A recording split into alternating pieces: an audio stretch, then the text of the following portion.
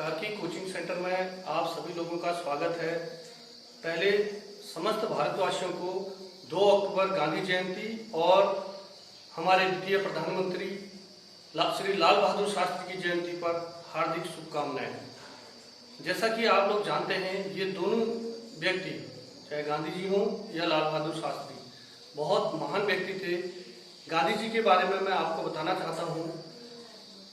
1869 में गुजरात के पोरबंदर में उनका जन्म हुआ था और उनकी बचपन की पढ़ाई गुजरात में ही पोरबंदर नामक स्थान पर ही हुई थी।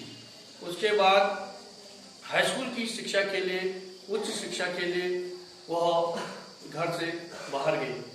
एल्फ्रेड स्कूल से उन्होंने हाई स्कूल की शिक्षा प्राप्त की और बाद में स्वतंत्रता के बाद उस स्कूल का नाम ही उनके नाम पर रखा गया।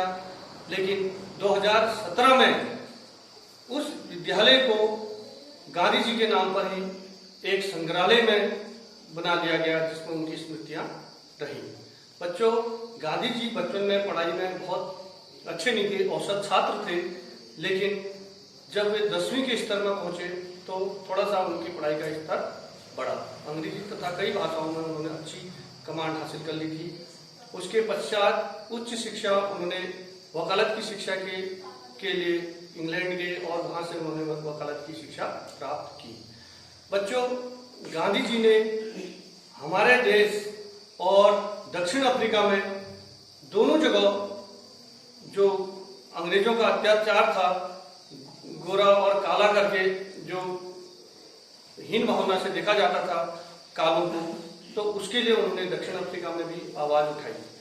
उनके जीवन की जो महत्वपूर्ण घटना है, सबसे पहले उनको एक बार ट्रेन में प्रथम श्रेणी का टिकट था, लेकिन काले होने के कारण उनको 3rd श्रेणी में बैठने के लिए कहा गया। उन्होंने मना किया तो उनको उठा के फेंक दिया गया। उस बात ने उनके हृदय में अंग्रेजों के प्रति जो उनकी सम्मान था वो हमेशा हमेशा के लिए खत्म हो गया। उसके पश्चात वो इंडिया आए और यहाँ भी उन्होंने बहुत संघर्ष किया। खेड़ा का आंदोलन 1916 में हो और चंपारण का आंदोलन 1917 में हो। 1919 में जो आपको पता है जलियांवाला बाग हत्याकांड, जिसमें जनरल डायर ने जो है शांतिपूर्ण आंदोलन कर रहे हजारों भारतीयों को गोली से उड़ा दिया था।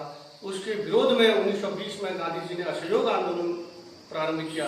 लेकिन हमारे जो क्रांतिकारी थे उनमें बड़ा गुस्सा था। उन्होंने उत्तर प्रदेश के चोरा नामक जगहों में 22 पुलिसकर्मियों को जिंदा जला दिया, जिससे नाराज होकर गांधी जी ने अपना असहयोग आंदोलन वापस ले लिया।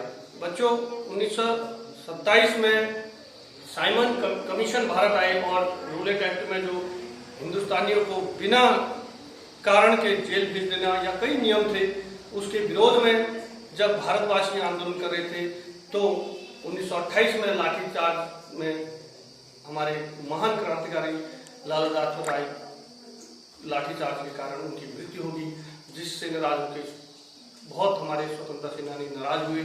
1930 में गांधी जी ने नमक कानून तोड़ने के लिए आंदोलन किया और 78 लोग उसमें शामिल थे गांधी जी के साथ।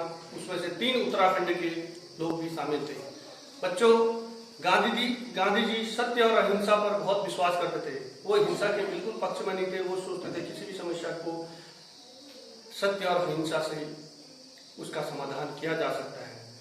1937 में बच्चों, जब वर्धा सम्मेलन हुआ, तब गांधी जी ने बच्चों की शिक्षा के बारे में भी अपने विचार रखे। वो मानते थे कि अंग्रेजी शिक्षा जो है बच्चों को धीरे धीरे खत्म कर रही है और वो चाहते थे हम अपनी मातृभाषा में शिक्षा ग्रहण करें जो बच्चे हैं, और प्राइमरी शिक्षा निःशुल्क होनी चाहिए, इसके भी वो पक्षधर थे। तथा वो चाहते थे बच्चे स्कूल में ही, जैसे हम काष्ठ कला होती है, कुर्सी टेबल, वो जो भी उसमें हुनर है, टेक्निकल जो भी नॉलेज है, उसको स्कूल में ही वो संसाधन बनाए बच्चे और उनको बेच के ताकि स्कूल का खर्चा बच्चे चला सकें। ऐसी उनकी योजना थी। बच्चों, कई शिक्षाविदों को वो उतना पसंद नहीं आया और उसको पूरी तरह से भारत में लागू नहीं किया गया। 1942 में भारत छोड़ो आंदोलन का नेतृत्व भी गांधी जी ने किया और देश में आज़ादी की एक अलख जगाई और 1947 में 15 अगस्त 1947 में देश को पूरी तरह से आज़ाद किया। तो बच्चों, ये हमारे महान महात्मा गांधी जी थे, जिनके नेतृत्व में देश 15 अगस्त 1947 को आज़ाद हुआ। बच्चों, आपको पता होना चाहिए महात्मा गांधी को महात्मा की उपाधि किसने दी। ये उपाधि दी 1915 में रविन्द्रनाथ टैगोर ने। वैसे इसमें भी कई लोग कहते हैं सदानंद जी थे तो उन्होंने दी, तो कुछ और बात नहीं है, लेकिन जो मुख्य है रविन्द्रनाथ टैगोर जी ने उनको महात्मा की उपाधि दी। और बापू की उपाधि उनको 1944 में हमारे जो महान स्वतंत्रता सेनानी है, महान स्वतंत्रता सेनानी सुभाष चंद्र बोस, उन्होंने 1944 में रंगून से एक मैसेज के द्वारा उन्हें राष्ट्र का पिता या बापू नाम से सम्मानित किया। तो ये थे हमारे महान महात्मा गांधी। थोड़े से मैं प्रकाश डालना चाहता हूँ श्री लाल बहादुर शास्त्री जी पर। 1904 में उनका जन्म हुआ था बच्चों, मुगल सराय उत्तर प्रदेश में। 3 भाइयों में वो सबसे छोटे थे, तीसरे नंबर के थे। 18 महीने के थे तो पिता का देहांत हो गया। उसके बाद उनकी माता जी उनको लेके अपने मायके में रहने लगी और वहीं उनका बच्चों का पालन पोषण किया। अत्यंत गरीबी में उन्होंने शिक्षा प्राप्त की। गर्मी के दिनों में सड़क में बिना चप्पल के जाते थे और स्कूल भी कई बार नदी को तैर के पार करके जाते थे। बच्चों, बहुत उन्होंने जीवन में संघर्ष किया। जब वो 16 साल के थे मात्र, तब 1920 में गांधी जी असहयोग आंदोलन कर रहे थे। उन्होंने भी उस आंदोलन में भाग लिया और गांधी जी का साथ दिया। बच्चों, उसके बाद इनको कांग्रेस कमेटी में भी रखा गया। हमेशा ये कांग्रेस के नेता ही थे। 1920 के बाद आगे को लाल बहादुर शास्त्री जी, 1951 में इन्हें कांग्रेस का महासचिव बनाया गया। इसके बाद इससे पहले भी उत्तर प्रदेश में पुलिस एवं परिवहन विभाग में इनको मंत्री पद दिया गया। बच्चों, आज देखते हैं आप, जब कई लोग आंदोलन करते हैं तो उन पर पानी की बौछारें फेंकी जाती थी, पहले से लाठीचार्ज होता था। ये परंपरा प्रारंभ करी हमारे श्री लाल बहादुर शास्त्री जी ने। और जब ये रेल मंत्री थे नेहरू जी के कार्यकाल में, तब इन्होंने रेल मंत्री रहते हुए एक बार रेल की दुर्घटना हुई तो इन्होंने अपने पद से इस्तीफा दे दिया।